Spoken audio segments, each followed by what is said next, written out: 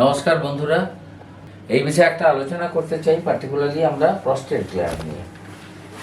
তো একটা বয়সের পর সাধারণত 45 বা 50 বা 40 অ্যাবাভ বয়সের পর কিছু কিছু ক্ষেত্রে দেখা যায়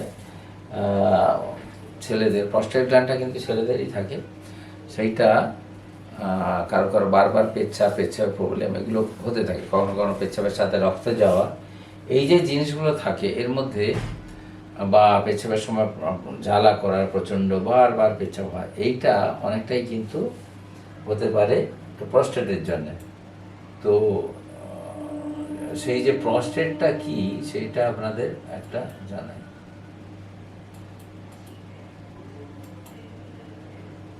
তো প্রস্টেট যে ব্যাপার, প্রস্টেট একটা গ্ল্যান্ড, যে গ্ল্যান্ডটা এখানটা থাকে এই জায়গাটায়, এটা আমাদের পেচ্ছাপের থলি। এটা ছেলেদের ক্ষেত্রে থাকে, মেয়েদের ক্ষেত্রে থাকে না। এখান থেকে টেস্টিস থেকে শুক্রাণুগুলো আসে, প্রস্টেট গ্ল্যান্ডের সিক্রিশন নিয়ে আস্তে আস্তে এটা ডিপোজিট হয় বাইরে।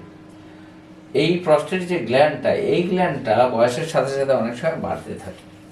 তো এই গ্ল্যান্ডটা যদি বিশালভাবে বেড়ে যায় তাহলে পেচ্ছাপের রাস্তাটাকে অনেক সময় ব্লক করে দেয়, পেচ্ছাপ হয় না। এখানে বল ভালভের মতো কাজ করে, যে আমরা যত স্ট্রেন দিয়ে পেচ্ছাপ বার করতে যাব সেটা আস্তে আস্তে আটকে যাবে।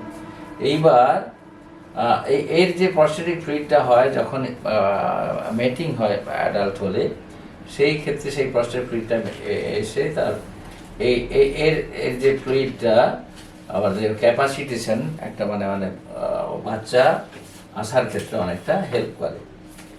সুতরাং এইটা যে প্রস্টেটের আমরা কি কি পরিণত হতে পারে, একটা প্রস্টেট যেমন benign enlargement of the prostate বা বিপিএইচ বলে, আর একটা প্রস্টেটাইটিস যেটা ইনফেকশন হয়, আর একটা হচ্ছে প্রস্টেট ক্যান্সার। খুব বেশি বয়সে 70-80 বছর বয়সে অনেকেরই প্রস্টেট ক্যান্সার হয়। আমাদের অনেক মহামানব, পার্টিকুলার রবীন্দ্রনাথ, ইনিও প্রস্টেট ক্যান্সারে মারা গেছিলেন।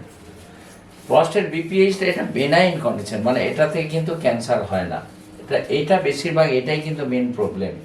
প্রস্টেটটা আস্তে আস্তে বাড়তে থাকে, সেটা সাধারণত নর্মাল হচ্ছে 20 গ্রামের নিচে হয়।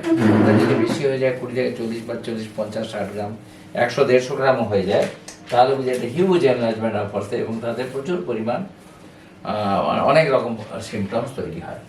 এখন দেখা যাক যে বিপিএইচ যেটা বলি, এটা কিন্তু ক্যান্সার নয়। এই সিমটমসগুলো কিন্তু ক্যান্সারে যেরকম সিমটমস হয়, যেমন কখনো রক্ত যেতে পারে, বারবার পেচ্ছাপ হতে পারে, প্রায় উঠছে ইনকমপ্লিট সেন্স অফ ইউরিনেশন, মনে হলো যেমন পেচ্ছাপ হয়েও ঠিক মতো হলো না, অনেকক্ষণ স্লোলি স্ট্রিমটা শুরু হয়ে পড়ছে, এইসব জিনিসগুলো হতে পারে। একটা প্রস্টেট স্পেসিফিক অ্যান্টিজেন বলে একটা কথা আছে ব্লাডে যদি করি, যেহেতু ক্যান্সার হয় সেটা করে অনেকটা বেড়ে যায়। আবার বিপিএইচও বাড়তে পারে, কিন্তু এটা ট্রিটমেন্টের পর সেটা অনেকটা কমে আসে। এই যে পেচ্ছাপের থলি, প্রস্টেট, এখানটায় যে প্রস্টেট গ্ল্যান্ড আছে, এইটা এবার যদি বাড়ে, এটা বাড়লে আমরা কি করবো? নর্মাল প্রস্টেট এটা ছোট বলেছি, 20 গ্রাম মতো ওজন হয়, এটা 20 গ্রামের বেশি হয়ে যায় 30, 40, 50, 60, এমনকি 100 গ্রামের ওপর হতে পারে। এখন এটা হলে কি হতে পারে, যে বারবার বললাম পেচ্ছাপ, রাত্রিবেলা বারবার উঠছে আসছে, যাচ্ছে আসছে, এরকম হচ্ছে। পেচ্ছাপের সময় রক্ত পড়তে পারে, বা ইনফেকশন মানে একটা হয়, তার মধ্যে অনেক সময় জ্বর, তার সাথে মানে খুব দুর্বলতা, এইসব জিনিসগুলো, কিছুতেই পেচ্ছাপটা যেন হচ্ছে না, বারবার যাচ্ছি, যখন তখন কাপড়ে চোপড়ে হয়ে যাচ্ছে, এইসব আনকন্ট্রোল জিনিসগুলো হতে থাকে। এখন যদি এইটা হয়, তাকে একে বলে কোয়ালিটি অফ লাইফ। যেমন যারা যেতে যায় না, বা কোথাও নেমন্তন্ন বাড়ি যাবে, প্রার্থনার সময় যাবে কোথাও, তার পরিবর্তে তখন কি করে, তারা যখন অনেকটা জার্নি হয় তখন জল কম খেতে থাকে, তারা আগে থেকে খোঁজ নেয় কোথাও গেলে সেকেন্ডারি বাথরুমের ব্যবস্থা আছে কিনা, রাস্তায় যেতে যেতে বারবার গাড়ি থামিয়ে পেচ্ছাপ করতে হয়, এই যে জিনিসগুলো। তাছাড়া কিছু জিনিস সেক্সুয়াল ডিসফাংশন তাদের এইটা হ্যাম্পার করতে পারে। তো এইটা কি কোয়ালিটি অফ লাইফে হ্যাম্পার করে, এইটা যে আমি রাত্রিবেলা বেশি জল খাবো না, তো জার্নির আগে জল খাবো না, আমার যেখানে যাবো সেখানে টয়লেটের ব্যবস্থা আছে কিনা আগে জেনে নেবো, এগুলো কোয়ালিটি অফ লাইফে জীবনে 2 ঘন্টার বেশি থাকতে পারে না এরকম।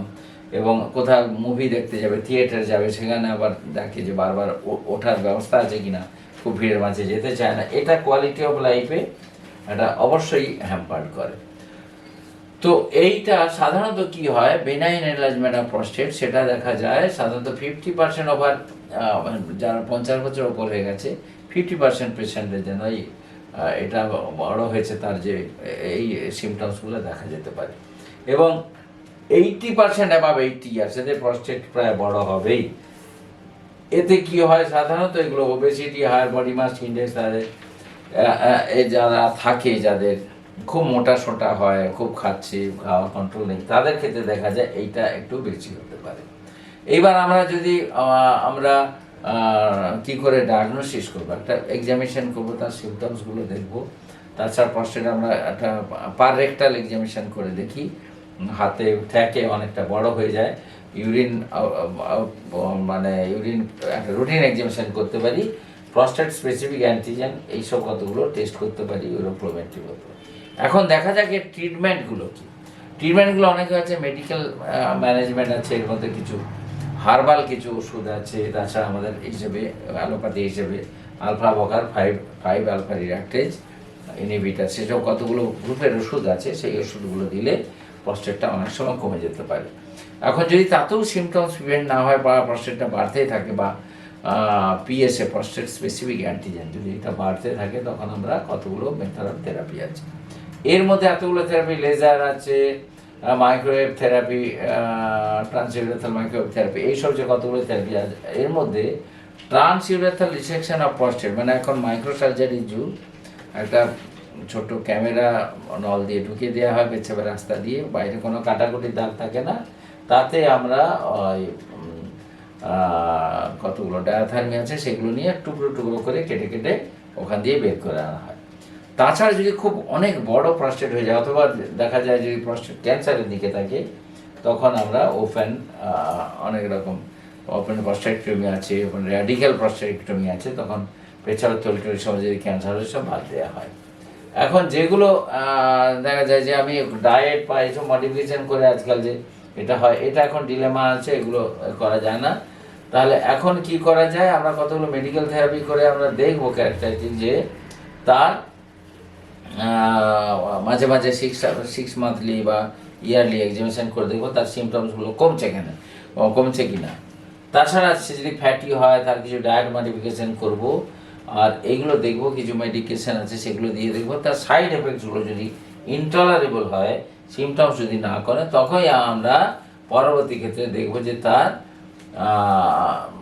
মানে কোন দিকে যাওয়া যায়। এগুলো কিছু যে মেডিকেশন আছে তার কিছু সাইড এফেক্টস আছে, এগুলো দেখবো সাইড এফেক্টসগুলো বেশি কিনা, সেইগুলো দেখতে হয়। যে সেই থেরাপি করে অনেকেরই কিন্তু ভালো হয়ে যায় মেডিকেল ম্যানেজমেন্টে। তাতে যদি না হয়, ইভেন 50 গ্রামের উপর হয়ে গেছে, আর দেখি আমরা রেসিডুয়াল ভলিউম বলে একটা আছে, যে পেচ্ছাপটা করার পরে আল্ট্রাসাউন্ড করলাম, পেচ্ছাপ করার আগে করলাম, সেটা যদি দেখি যে ওটা 90 ml বা 100 ml বেশি রেসিডুয়াল ইউরিন থাকছে, মানে পেচ্ছাপ করার পরেও ইউরিনটা রয়ে যাচ্ছে, সেটা কিন্তু ইনফেকশন হবে এবং ইউরোসেপসিস বলে, এমন তার থেকে অনেক সময় কিডনি ফেলিওর হয়ে যায়, ইউরোসেপসিস হয়, অনেক বেশি বয়সে তারা মারাও যেতে পারে, আইসিইউতে চলে যায়। সেই জন্য আমরা সেই ক্ষেত্রে অপারেশনের ব্যবস্থাটা ভাববো। তো এটা হচ্ছে এর মধ্যে মিনিমালি ইনভাসিভ থেরাপি, যেটা বলা হলো মিনিমালি ইনভাসিভ, তার মধ্যে এইটা অতটা বেশি পপুলার নয়, ট্রান্সইউরেথাল মাইক্রোওয়েভ থেরাপি। এর পরবর্তী যেটা আছে যে টিউআরপি, এইটা একটা দেখা যায়, এখান দিয়ে এই যন্ত্র ঢুকিয়ে দেওয়া হয়, এটা হচ্ছে প্রস্টেট। এই প্রস্টেটটাকে আস্তে আস্তে কুড়ে টেনে এটা অনেকটাই বাদ দিয়ে দেওয়া হয়, তারপরে রাস্তাটা পরিষ্কার হয়ে যায়। তো এইটা এখন মডার্নে এইটাই বেশি হয়। তাছাড়াও আছে লেজার থেরাপি, যেগুলো আছে লেজার থেরাপিটা সুবিধে হচ্ছে, এটার প্রায় ব্লাড লাগে না এবং ব্লাড এটা কম হয় এবং ক্যাথারেক্ট কম রাখতে হয়। তো এটা থেরাপি, এটা একটু কস্টলি থেরাপি, সুতরাং এটা করা যায়।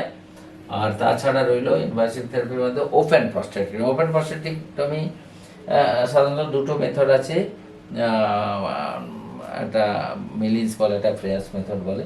তো এইটা খুব যারা বড় বা যারা অনেকে বলে না ডাক্তার আমরা মানে মাইক্রো করব না, মিনিমাল ইনভাসিভ সার্জারি যেটা করব না, আমাদেরকে এটাই বাদ দিন, অনেকের তার ফ্যাসিনেশন আছে সেই ক্ষেত্রে করা, কিন্তু এর ব্যাপার হচ্ছে এতে অনেকটা ব্লাড লস হয়, সেই জন্য এর ক্ষেত্রে আবার ব্লাড লাগলেও লাগতে পারে, লাগার চান্স অনেকটা বেশি।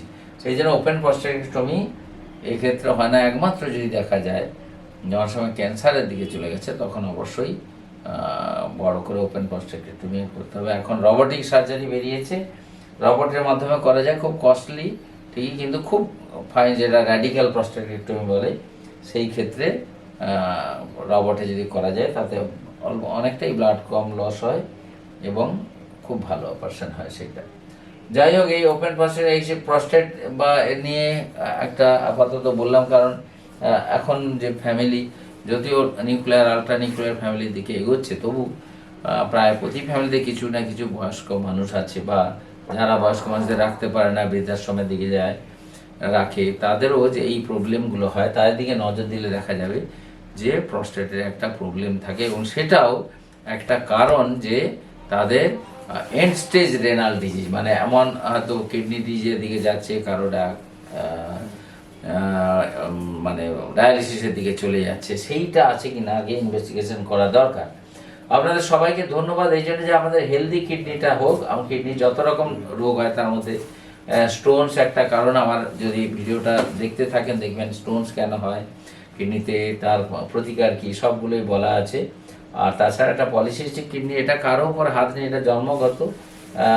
এইগুলোর দু রকম টাইপ আছে। এটা কনজেনিটাল জন্মগত ঠিকই, কিন্তু কারো কারো আছে খুব ছোটবেলাতেই এই পলিসিস্টিক ডিজিজ কিডনি হলে রেনাল ফেলিওর হয়ে মারা যায়। আর কারো কারো ক্ষেত্রে কিডনি, এ প্রসঙ্গে বলে রাখি, অনেকেই দেখবেন একটা মানুষ আছে, তার একটা টেস্ট করার পর দেখা গেল কিডনিতে একটা সিস্ট আছে, সিঙ্গেল ছোট একটা দুটো সিস্ট, এটা কিন্তু ক্ষতিকর কিছু নেই এবং কিছুই করবে না, এর কোনো ট্রিটমেন্ট করার দরকারও নেই, তাদের ভয়েরও কিছু কারণ নেই, এরা নর্মালি ফাংশন করতে থাকে।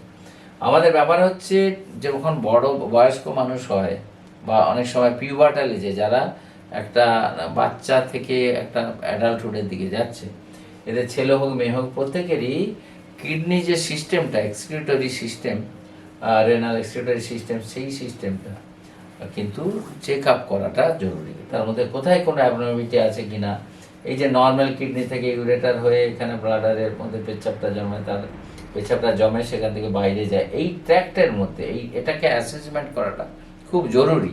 একটা বয়সের পর বছরে দুবার হলেও করতে হয়। আর পিউবার্টাল এজে বলি, মানে 14-15 বছরের মধ্যে প্রত্যেকেরই কিডনি সিস্টেমটা ঠিক আছে কিনা, তার মধ্যে বেসিক টেস্ট হচ্ছে ইউরিন যেমন টেস্ট করা হয়, ব্লাড যেমন টেস্ট করা হয়, আর হচ্ছে আল্ট্রাসোনোগ্রাফি।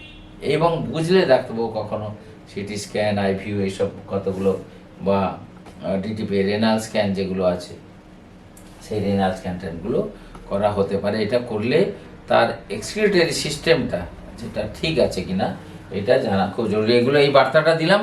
নমস্কার, ভিডিওগুলো দেখতে থাকুন। আপনাদের যদি কোনো কোশ্চেন থাকে অবশ্যই করবেন, সেই নিয়ে আপনাদের মতো সহজ ভাষায় আশা করি বোঝাতে চেষ্টা করব।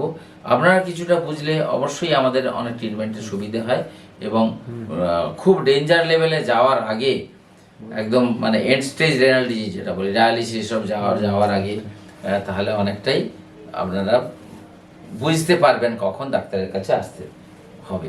নমস্কার।